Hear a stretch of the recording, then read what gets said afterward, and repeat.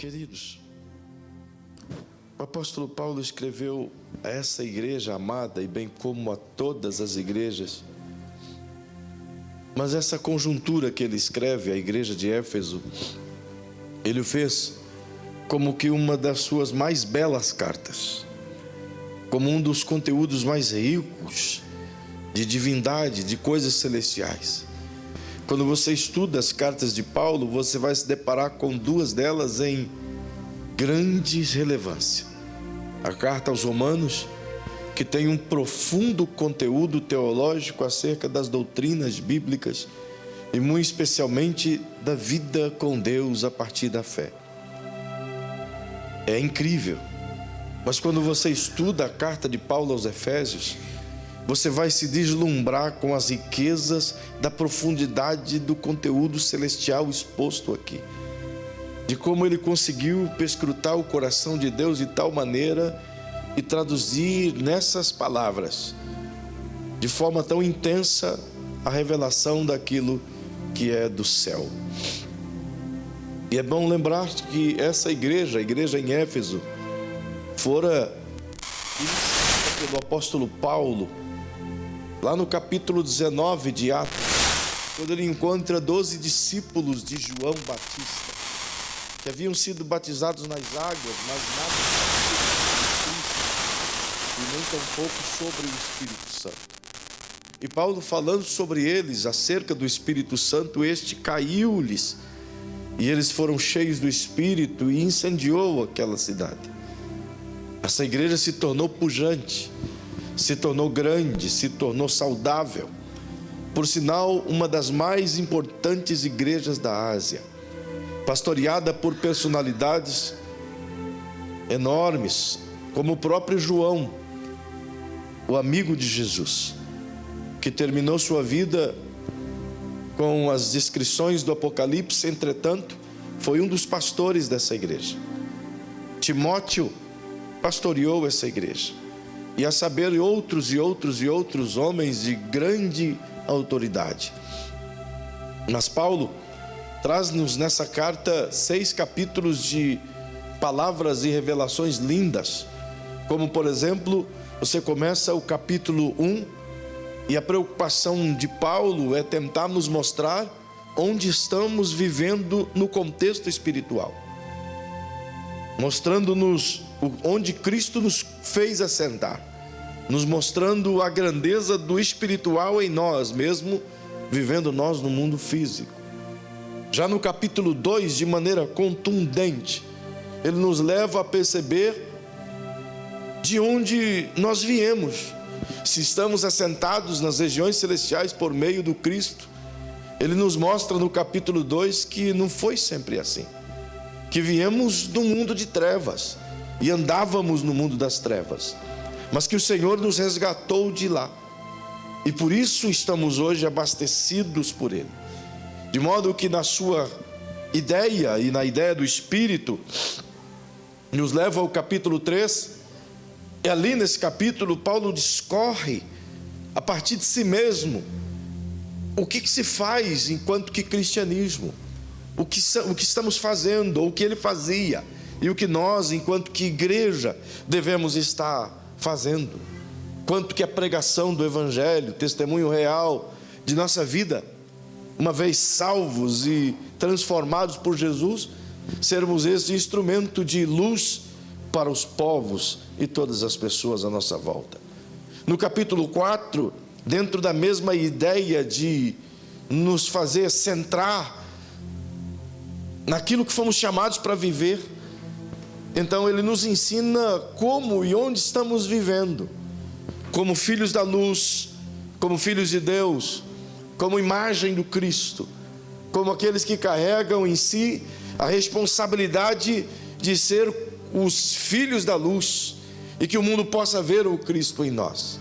No capítulo 5, ele nos leva, portanto, não só a perceber, como no capítulo 4, o que vivemos, mas no capítulo 5, como vivemos. Então nos leva à vida diária, à prática diária, como se vive em casa, como se vive no trabalho, como nos comportamos, como devemos responder às pessoas, O que fazíamos antes, não fazemos mais. O que desagradava a Deus, não podemos desagradar mais. Isso tudo ele expõe como que nos dando um norte dos nossos deveres como cristãos. Como devemos viver, ou como vivemos de maneira diminuta. E no capítulo 6, ele nos leva a entender para onde vai toda essa conjuntura do capítulo 5. Como que finalizando, mostrando o nosso propósito. O que Deus nos colocou a fazer. E o que vivemos aqui nesse mundo. Ou sabendo o que vivemos ou não. De modo que, a partir dessa ideia do capítulo 6, ele descreve alguns conselhos. Mas chega no versículo 10 e é grande demais o que ele coloca aqui. Profundo e intensamente valoroso de se estudar. E eu quero de maneira bem rápida pensar com vocês nessa conjuntura, nesse propósito final, onde Paulo nos faz saber que estamos. Não é que fomos por ele colocados, mas que ele nos faz saber que nós fomos gerados por Deus para esse momento aqui, para esse fato aqui, para essa situação aqui. E ele diz no seu conselho, nos apontando para algumas coisas firmemente e importantes, onde ele começa no versículo 10 dizendo que devemos, perceba que ele começa dizendo no demais, isto é, passando tudo aquilo do capítulo 1 até o 5, ainda tem todas essas coisas a fazer para viver triunfantemente, conforme o capítulo 6.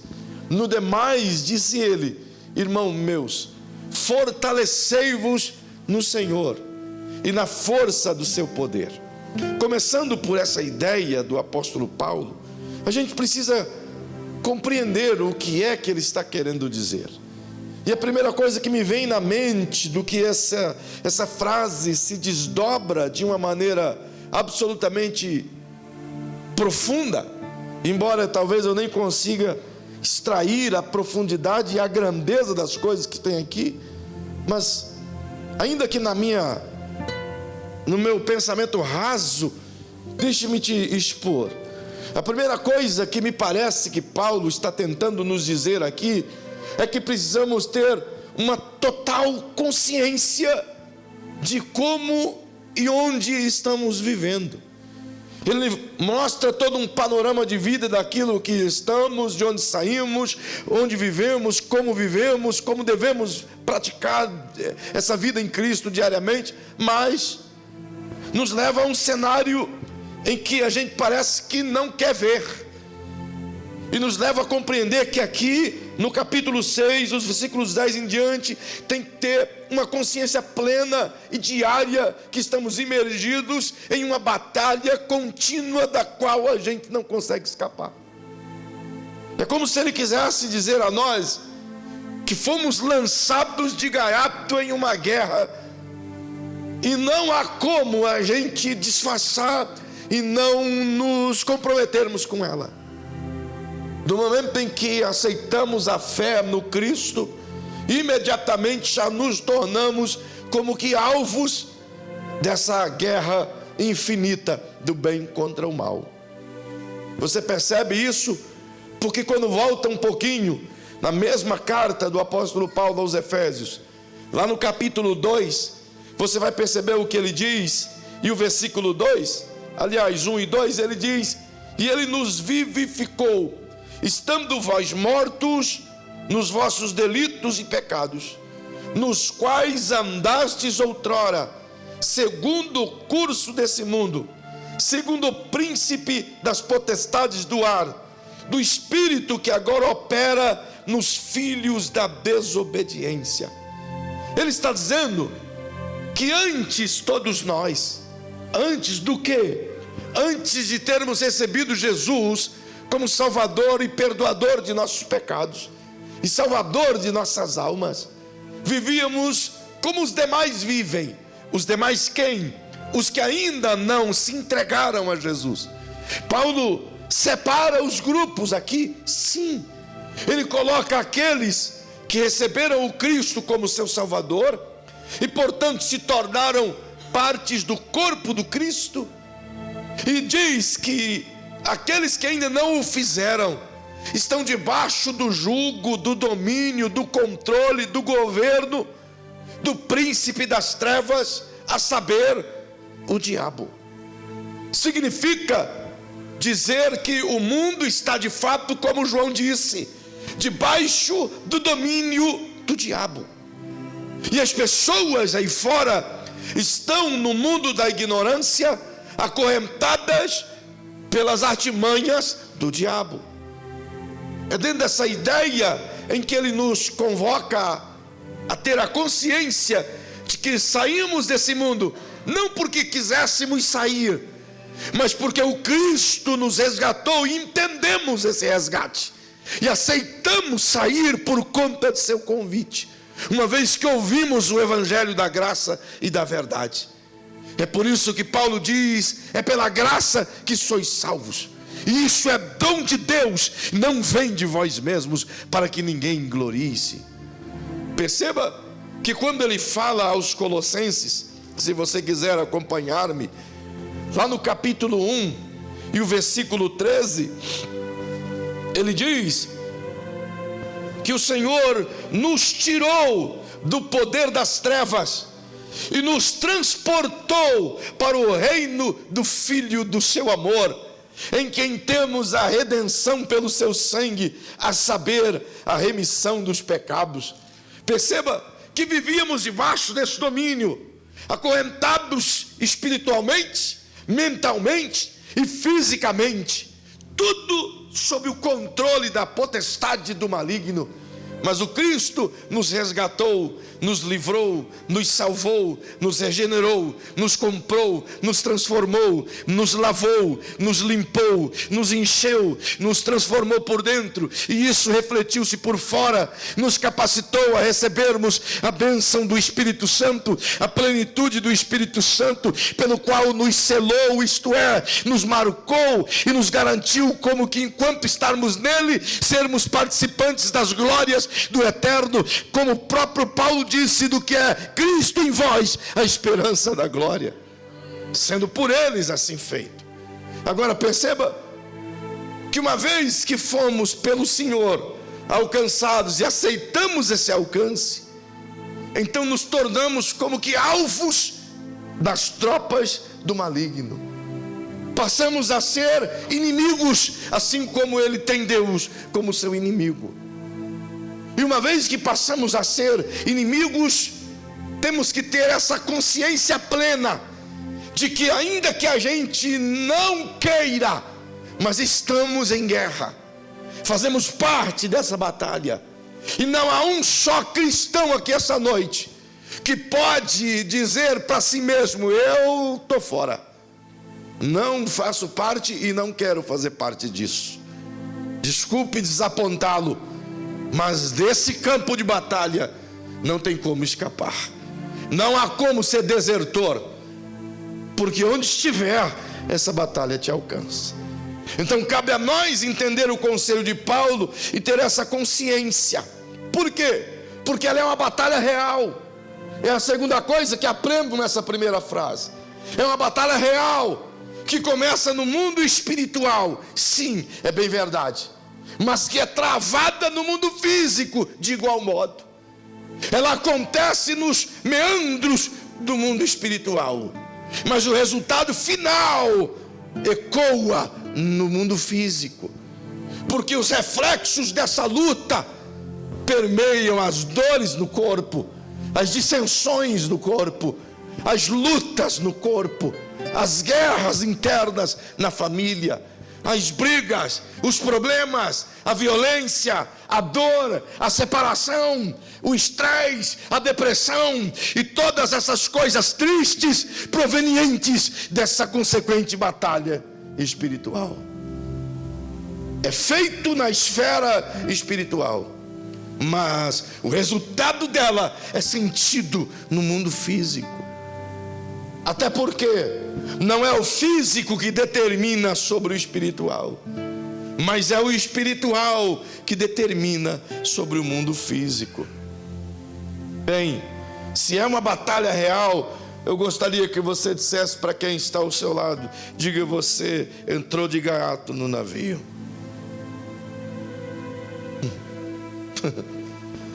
Não tem como sair mais, entende? Agora ou é remar ou remar, irmão. Ou é partir para cima ou é levar a bordoada. Então é melhor entender o que Paulo está a dizer, para que possamos assim com ele compreendê-lo e viver uma vida de vitórias. Me leva a uma terceira ideia dentro desse primeiro versículo, que aqui Paulo está falando de um inimigo que é um tanto que ignorado, como se ele não existisse, como se ele fosse um bicho-papão apenas de um conto de histórias, um tanto que ignorado por essa nossa geração, uma caricatura não muito feia, mas que de algum modo, pior ainda, tem a sua característica amenizada, tem a sua forma de ser e a sua atuação pormenorizada. É um tempo onde se parece, não é que diminuiu o poder do maligno, até porque ele perdeu todo o poder, mas como ele é insistente, e Paulo continua dizendo que é teimoso e luta até o fim, não percebemos os seus ardis, e se percebe pelas literaturas, e muito especialmente na forma que se ensina no Evangelho hoje, é quase que não se, tipo assim, o diabo é nada mais do que um inimigozinho qualquer, como que minimizando os efeitos de sua estratégia, e tornando cada vez mais os crentes ignorantes quanto às suas armas, e tornando-os cada vez mais ineficazes quanto à batalha, porque se não tem consciência de com quem se luta, tampouco se empreende batalha. Percebe-se que romantiza-se as coisas, e a gente está vendo as pessoas declinando na fé, perdendo cada vez mais a espiritualidade, e sem observar que estão em guerra, e o diabo está conseguindo arrastá-las com suas iscas e os seus ardis para as suas armadilhas perniciosas, e as pessoas continuam caindo e continuam presas nas mais simples armadilhas. As estratégias desse inimigo são conhecidas. Se você for ler o que Pedro escreveu na sua primeira carta, lá no capítulo 5, dos versículos 8, 9, por ali, você vai ver que ele disse que esse maligno não pode ser ignorado, porque ele anda em derredor, procurando a quem possa tragar. Diz, está na tela, que ele anda rugindo como leão, embora não seja, mas o seu barulho faz as pessoas temê-lo. Significa que ele bate o pé e as pessoas fogem. Entretanto, não percebem as armadilhas silenciosas, capciosas, que ele tem colocado dentro da família, dentro dos lares, dentro dos relacionamentos, na esfera da juventude, das crianças como um todo. É por isso que o apóstolo Paulo, escrevendo à igreja de Corinto, na sua segunda carta, lá no capítulo 10, versículo 4, ele diz que nós não temos que lutar contra carne e sangue, pois as armas da nossa batalha, da nossa milícia, não são carnais, mas são espirituais, e é nesse campo que devemos trafegar. Porém, temos percebido que parece que as maiores batalhas que se tem travado não é contra os poderes espirituais, mas são travadas crentes contra crentes. igrejas contra igrejas, ministérios contra ministérios. Não é à toa que somos o país da divisão. A migração gigantesca de crentes de um lado para o outro. Antes desse Papa que tem agora, teve um outro, Ratzinger, acho que era o nome dele, por aí assim. E quando entrevistado por um brasileiro, e o repórter perguntou-lhe: como o senhor expressa a sua preocupação com o aumento dos evangélicos no Brasil? Porque se aumenta os evangélicos, diminui os católicos praticantes. Então a resposta dele foi chocante, pois disse: não me preocupa em coisa alguma. Por quê? Disse ele. Porque os evangélicos, eles lutam entre si e eles mesmos se dividem. Resposta astuta, mas verdadeira. Porque em vez de mirarmos os nossos canhões, as esferas do mundo espiritual, do maligno, viramos os nossos canhões uns para os outros. Gastamos mais tempo tentando desfazer as ciladas humanas criadas entre os próprios irmãos, e não percebemos que estas são ardis que o maligno tem colocado os crentes abocanhados como peixes famintos em lagos. E ele tem conseguido colocar uns contra os outros. Com isso a fé desvanece, o evangelho murcha. E essa estratégia não é uma estratégia nova, pastor Joseph. Se você estudar um pouquinho do livro de Atos, você vai perceber que logo depois do capítulo 3, onde a efusão do evangelho é massiva e as pessoas recebem a Jesus de uma maneira contundente, então uma enorme perseguição de fora para dentro da igreja começa a emergir, e o sinédrio se levanta de maneira contumaz na perspectiva de destruir aquele povo, de fora para dentro. E o diabo percebe que essa estratégia não deu certo, porque quanto mais batia, mais colocava na prisão, mais matava, mais crescia. Então ele muda a estratégia. Ele decide, portanto, batalhar de dentro para fora. Então ele consegue colocar a sua semente em Ananias e Safira, minando o que estava puro por dentro, mas deu com os burros na água, porque encontrou um homem cheio do Espírito, do qual Ananias e Safira não contava, e morreram na porta do templo. Não contente com isso, o diabo tenta uma outra estratégia. E agora esta é criar distrações dentro da igreja. No capítulo 6, distrações saudáveis, porque a preocupação era atender o social.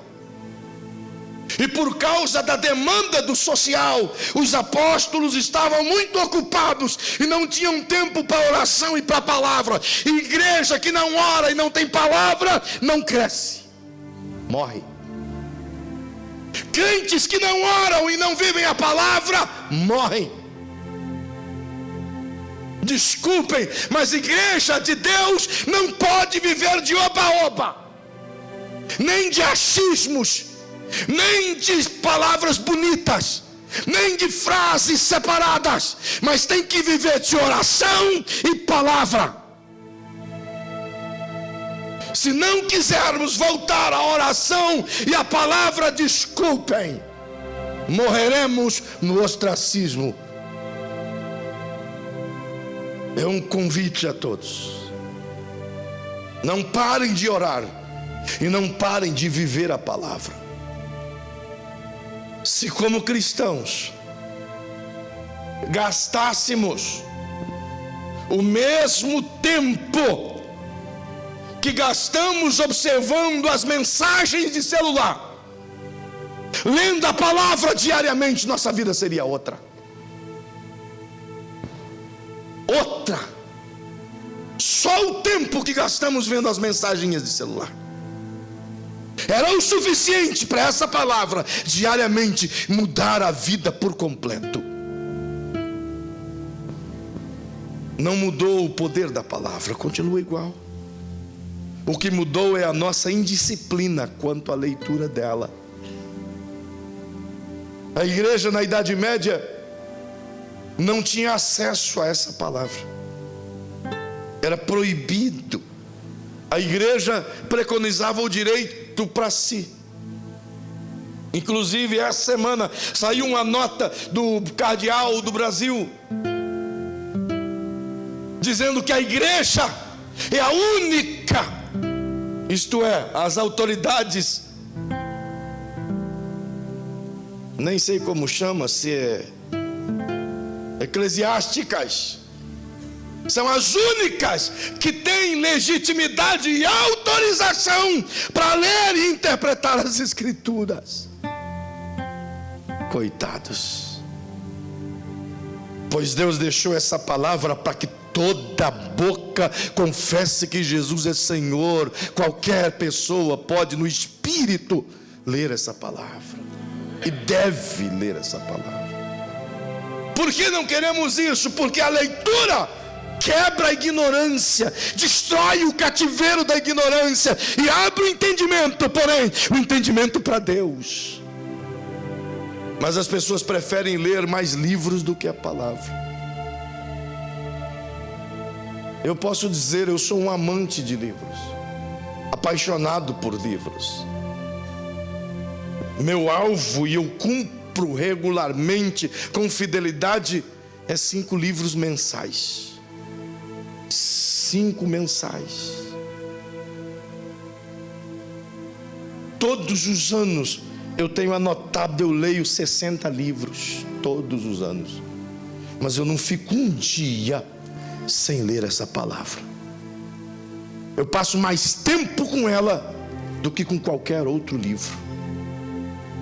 Porque nada é mais importante do que a palavra, nada. Mas o diabo tem conseguido, com seus ardis, nos roubar inclusive o tempo. E como a gente tem a palavra no celular, a gente nem carrega mais ela. Porque a gente diz, não precisa, eu tenho a Bíblia aqui no celular. Ficou pior ainda. Se já não lia de papel, quanto mais no celular. Talvez a gente tenha que comprar a coleção do Cid Moreira, a Bíblia narrada. No princípio criou Deus céus e terra. Talvez assim a gente consiga ouvi-la. Mas isso não vai produzir o mesmo efeito de você olhar e as letras crescerem diante de você e como se elas fossem vivas, capturarem o seu coração. E por causa disso, nos tornamos fúteis, levianos, vazios. Nosso coração aceita qualquer coisa. Os dardos inflamados vêm e incendeiam. E não percebemos que o diabo está usando as pessoas. E às vezes está usando nós mesmos. Dramático, mas é verdade. É um cenário real, é um inimigo ignorado, mas real. Ele continua ativo. E deixe-me dizer de maneira breve, o diabo não presta, mas a virtude que ele tem é não desistir. Olha para quem está ao seu lado e diga, é chifrudo, mas é insistente. O termo corno vem de chifres. E se é uma coisa que o bicho é corno. Porque há caboclo persistente, irmão. Nojento. Ele vive o tempo todo maquinando. E sabe de uma coisa? Ele é inteligente. Embora suas estratégias são as mesmas, mas ele se aperfeiçoa. Porque ele percebe que a gente venceu com dificuldade nenhuma. Ele percebe onde foi o alto nível da nossa fraqueza, e ali ele se aproveita. Ele procura na igreja, em Atos, criou a preocupação real, é verdade, tinha que fazer, é uma prática de amor. Mas a prática de amor, se não observada mediante oração e a palavra, nos torna meros ativistas socialistas da fé. E daqui a pouco estamos falando que Jesus é comunista. A base verdadeira para uma ação social é aquela que parte do relacionamento com Jesus, que vem através da oração e da palavra. É por isso que os apóstolos, guiados pelo Espírito, disseram: ei, não podemos ficar entretidos com as mesas. Vamos eleger alguém que cuide desse negócio, mas nós vamos voltar para a oração e para a palavra. Glória a Deus. O diabo perdeu mais uma vez. Então ele tenta uma quarta vez. E você vai encontrar isso lá no capítulo 12, muito especialmente no capítulo 15 de Atos, onde ele começa a criar conceitos meramente humanos da fé, onde cada um tem seu pensamento, as suas ideias, e é onde acontece a primeira reunião em assembleia, e a peruca voa, e é feio a coisa, até que Tiago, guiado por Deus, traz uma palavra. E o versículo 20, a definição maravilhosa, me mostra que naquela igreja o Espírito Santo venceu mais uma vez. Porém, essa estratégia continua ativa até os dias de hoje, separando pessoas simplesmente pelo campo das ideias. O versículo 20 do capítulo 15 diz: pareceu bem ao Espírito Santo e a nós. Olha que coisa maravilhosa. É por isso que Paulo escreve a carta aos Coríntios, na primeira carta, versículo 1, capítulo 1, versículos 8, 9 e 10, ali por diante, ele diz: olha, eu quero que todos vocês da igreja de Cristo tenham todos a mesma maneira de pensar, o mesmo entendimento quanto às coisas de Deus. Porque foi a arma que o diabo mais usou, e foi a ferramenta que o apóstolo Paulo mais se preocupou em unir os povos em torno do Evangelho. Diga para quem está ao seu lado: porque a igreja dividida não prospera. Assim como a sua casa, diga, assim como a sua casa dividida não prospera. Precisamos ter essa consciência. A quarta coisa que eu aprendo aqui, misericórdia, essa introdução, é que se temos um inimigo ignorado de uma batalha real, é bem verdade que essa batalha não é nossa. Não fomos nós que geramos ela, não foi você. Não começou em nós, começou em Deus. É uma batalha de Deus. E se é uma batalha de Deus, por que nós estamos nela? Bom, porque agora nós somos de Deus. Cantamos agora há pouco: a minha vida é do Mestre. E se agora eu sou de Deus, então tudo que pertence a Deus pertence a mim também. Se os fatores do céu pertencem a mim, as batalhas do céu também são engajadas comigo. Logo, essa deveria ser a batalha nossa de cada dia. E por que o diabo faz isso? Porque, diga para quem está ao seu lado, porque você não é mais filho das trevas, mas agora você é filho do reino. E todos aqueles que são filhos do reino têm por inimizade o mundo e a Satanás. Jesus disse: o mundo vos odeia, porque não me conhece. Pois se o mundo nos amar, então temos comunhão com o mundo, logo nos tornamos inimigos de Deus. Porque quem rege o mundo, como citei no início, são as forças das trevas.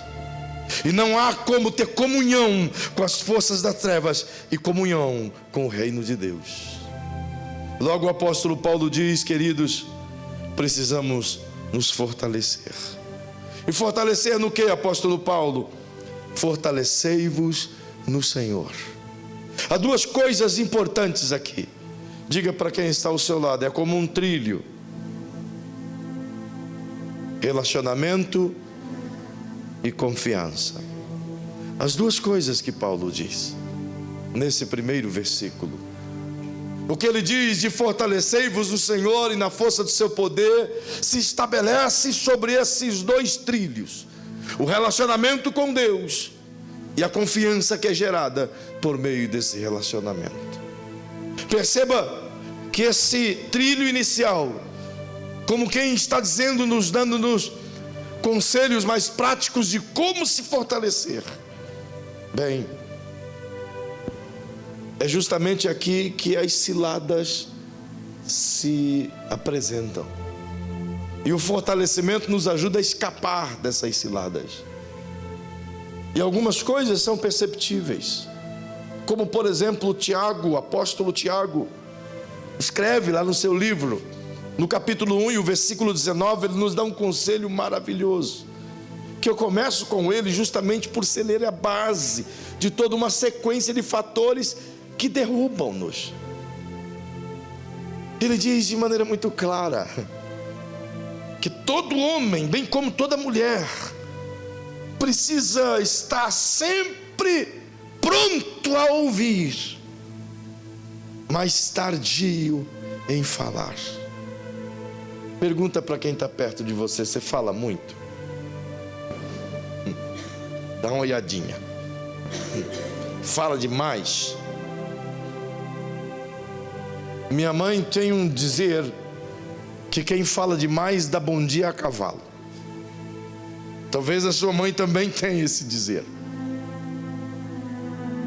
Tiago nos dá esse conselho, e eu começo justamente com ele. Eu nem tenho como ir mais além dele mesmo, justamente em razão de que é por aqui que começa a maioria dos nossos problemas, e é por aqui que o diabo arma as maiores ciladas. Pode fazer um inventário da sua vida, e você vai perceber que a esmagadora maioria dos problemas que nós geramos é a partir daquilo que falamos. 99% dos nossos problemas são centrados naquilo que sai de dentro de nós. A nossa boca. Eu nem sei, talvez tenha algum dentista. Tem, cadê o Rafa? Quantos dentes tem na boca de um ser humano? Hein? 35? 36? Perdi bastante então. Puxa vida, eu tenho só acho que uma dúzia. Tá louco? Perceba que Deus colocou essa muralha de 36 muros aqui, tijolinhos, para trancar. E mesmo assim a gente consegue falar. E pior, fala o que não deve, para quem não podia ouvir. Se você puxar o fio da linha, você vai perceber que desde quando você era molequinho, seus problemas começou com o que tu falou. Pode perceber. É, não é verdade? Pergunta aí para quem está pertinho de você. Fala muito? Pastor, minha boca é um túmbalo. Piorou. Deve estar cheio de carniça. A gente deveria nos preocupar com isso, porque as coisas mais destrutivas que já se plantou no mundo, que o diabo usou para dizimar milhões de pessoas, foram geradas através de palavras. Casamentos são destruídos por causa de palavras. Filhos não têm relacionamento com pais por causa das palavras. Famílias são desestruturadas por causa das palavras. Pessoas saem magoadas por causa das palavras. Tem gente sofrendo depressão por causa de palavras. É por isso que a Bíblia diz que a língua tem o poder de matar e de fazer viver. Com ela a gente fala e a gente consegue abençoar. Mas a mesma língua de repente muda e amaldiçoa. E a gente não entende por que a nossa vida dá errado. Por que não saímos da prova? Por que Deus não abençoa? Por que as coisas são difíceis? Se pedíssemos a Deus, dizendo: Deus, mostra para mim num raio-x da minha vida, onde é que eu tenho deixado fio de linha solto para que o maligno pegue. Meu irmão, ainda bem que Deus não mostra. Porque se a gente pudesse ver, aí que entraríamos em depressão mesmo. Temos que tomar todo cuidado. Porque Paulo diz: fortalecei no Senhor. Porque quando a gente estreita o relacionamento com Deus, a primeira coisa que nos é apontada é nossas fraquezas. Quanto mais próximo de Deus eu estou, mais humilhante passa a ser a minha própria vida. Menos orgulho eu tenho, menos vontade de aparecer eu tenho, menos selfie eu tiro, menos holofote eu quero. Quanto mais perto de Deus, mais sujo eu me sinto, então eu quero me esconder. Porque é impossível estar diante dele e a sujeira não aparecer. E se ela não aparecer, não se fica limpo. Eu não sei se você é desse tempo. Eu sou do tempo em que tomava banho em bacia feita de pneu. Alguém aqui é desse tempo? Vocês não são modernos. Pensa que banho bom, ou furou de pobre. Oxe, tu pega um pneuzão, corta o bichão assim, ó, coloca uma tábua embaixo, mete um monte de preguinho, vira uma baciona, um ofurô. Não é não? Coisa boa. Pesado. Feio para dedéu. Mas eu me lembro que brincava um pouco, e quando ia tomar banho debaixo de couro, entrava ali dentro, meu irmão, aquela água ficava marrom. Aí você derramava aquela baciona, tirava aquele tanto de terra assim do fundo. Porque a sujeira tem que aparecer para o seu corpo ficar limpo. Esse é o mesmo processo que acontece com a divindade. Todas as vezes que você se aproximar do Senhor, a sua reação certamente vai ser a que Pedro teve quando Jesus se aproximou dele no barco e ele disse: Senhor, afasta-te de mim, porque sou um homem pecador.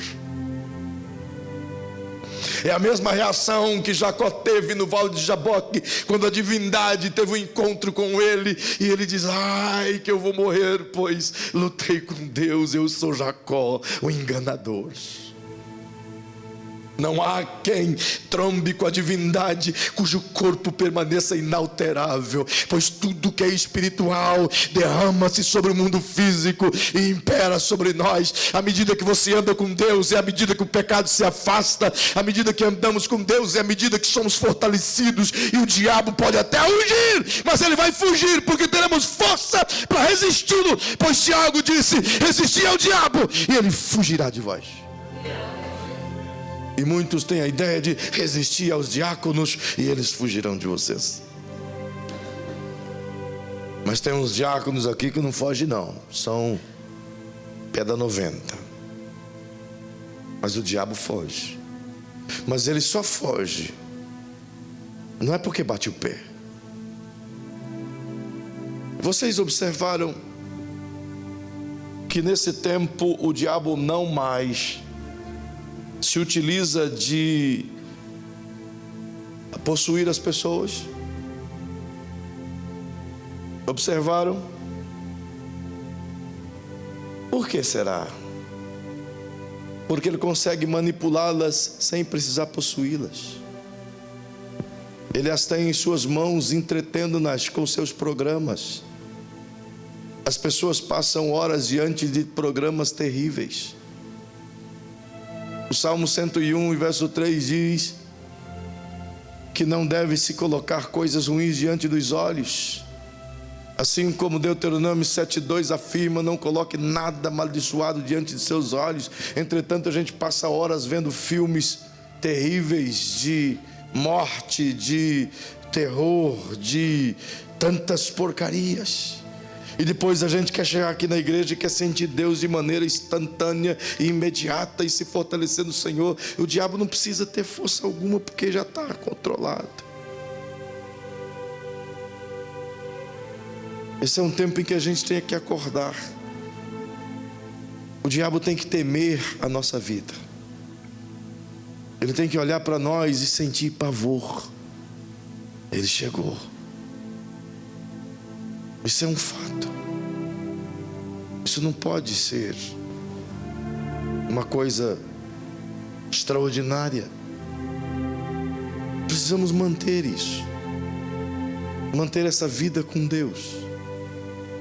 Essa vida em paz. 2 semanas atrás, eu e minha família, minha esposa, fomos chamados para atender um caboclo endemoniado aqui perto, 2 quadras daqui. Quando eu estacionei, cheguei diante do portão, o indivíduo começou a gritar: sabia o meu nome, o infeliz? Digo, de onde é que está assistindo o YouTube? Capiroto moderno? E começou a dizer: não deixa ele entrar aqui não. Eu digo, não preciso nem entrar. Lá de fora mesmo, o Senhor que está comigo manda em qualquer ambiente. Eu não preciso entrar. O Senhor, a voz dele é como um trovão, ecoa lá na Bahia, se você quiser. É o Senhor que a gente serve. O diabo tem que temer você. E quer saber? Era da Universal. Estou ajudando os irmãos lá. Daqui a pouco eu começo a dizer: meus irmãos. Sabe? É nessa. Se eu fizer assim, vocês já vão saber. Sabe? A verdade é que a gente perdeu o senso de que batalha estamos enfrentando. Estamos acomodados em nossas poltronas e vendo famílias sendo sugadas pelas sutilezas do diabo. E quando as pessoas têm dado fé, já perderam filhos, perderam esposo, perderam tudo dentro da própria igreja. Desviados dentro dos bancos e cantando canções para Jesus. Tem toda a facilidade de se levantar e dançar para o Senhor, mas tem uma enorme dificuldade de se prostrar 10 minutos que seja e se humilhar diante do Eterno. Somos desesperados pelas coisas que nos promovem, mas corremos léguas das coisas que nos fazem sentir-se pequenos, enquanto que a divindade cresce em nós. E Paulo está dizendo: gente, vocês estão no meio de uma batalha. Levem a sério isso. O diabo não está brincando de ser diabo, irmão. Ele está sujando a vida dos crentes dentro da própria igreja. Através do que se fala, através do que se assiste, através do que se escuta, através do que se pratica. Perdemos o temor do Senhor. As pessoas contam palavras, piadas de palavras sujas dentro dos pátios das igrejas. Os crentes postam na internet as suas mazelas. Xingam-se uns aos outros para que o mundo veja as suas podridões. Sem contar das suas fotos sensuais. Tem hora que eu sinto as dores do Espírito Santo, do que ele vê a noiva sendo exposta. Pecado. Há um grito de santidade do Senhor, como quem implora para a igreja: afastem-se das coisas deste mundo. Enquanto não fazemos isso, o diabo está aplaudindo e dizendo: comam dos meus manjares, bebam as minhas bebidas, façam as festas que eu gosto. É só você observar a chamada para o altar. Convide as pessoas para jejuar, para você ver. Convide as pessoas para vir orar, para você ver. Todos querem que oremos uns pelos outros, mas poucos querem vir orar.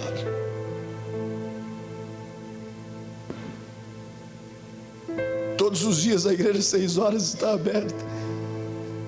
Eu saio daqui 6 horas porque eu faço 2 horas antes preparando o ambiente para quem chega. Mas lamentavelmente é sempre um. Quando muito tem 2. Aí o céu faz festa quando tem 2. Mas todos estão enfrentando problemas. Você não vai conseguir vencer os seus problemas com a força do seu braço, porque a nossa força tem que vir do Senhor. Ele continua querendo ser o nosso escudo, nosso braço forte, nosso socorro bem presente na hora da angústia, pelo que não temeremos, ainda que a terra se mude e se transporte para o meio dos mares, ainda que as águas rujam e se perturbem.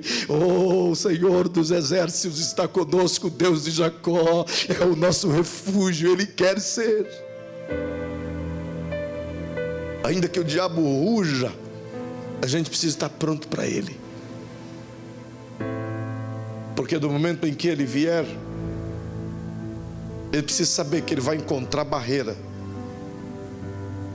Ele precisa saber que aqui tem um povo crente que ora, que jejua, que batalha, que não tem medo do maligno. E medo por quê? Se ele já é perdedor. Se a vitória nossa já foi garantida na cruz. Ah, a cruz. Deixa eu terminar com a cruz.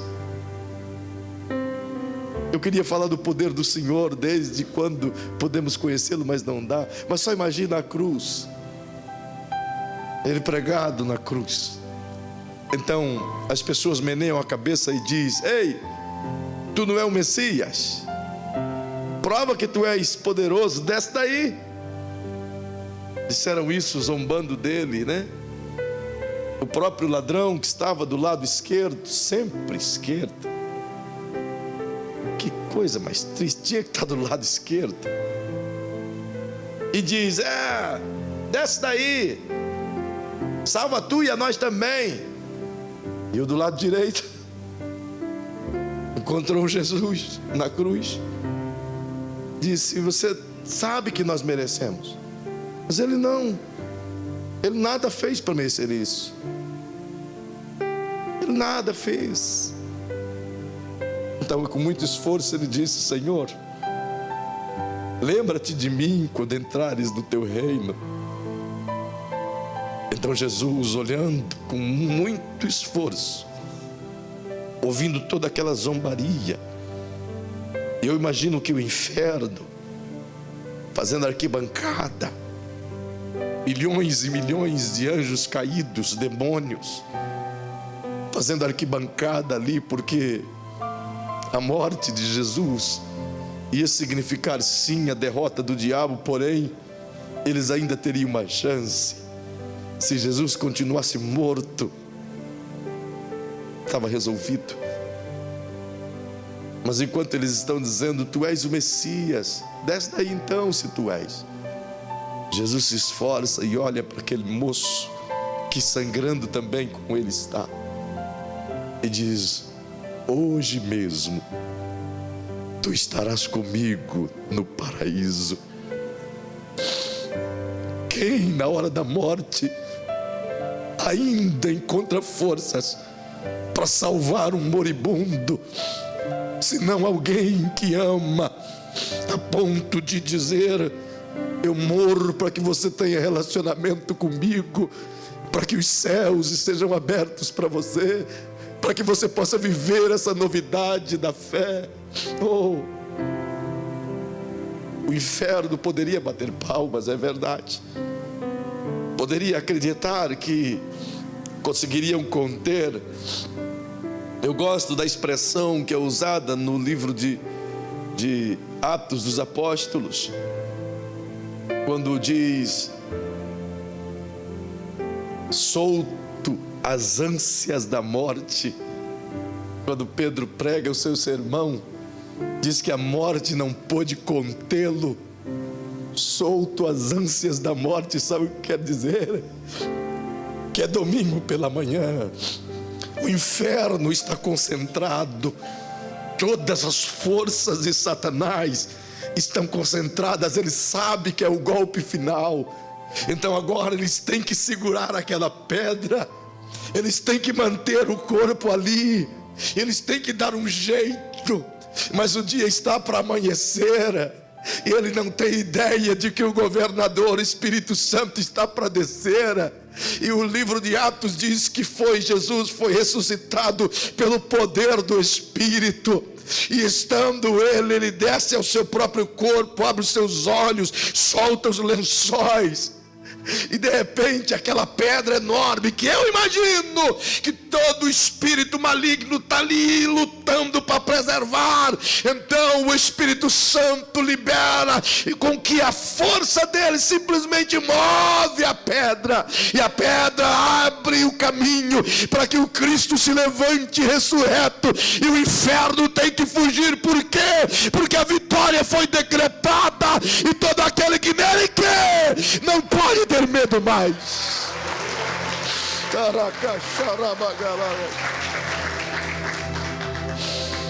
Pode até ter medo, mas se ouvir o que Paulo disse: fortalecei-vos no Senhor e na força do seu poder,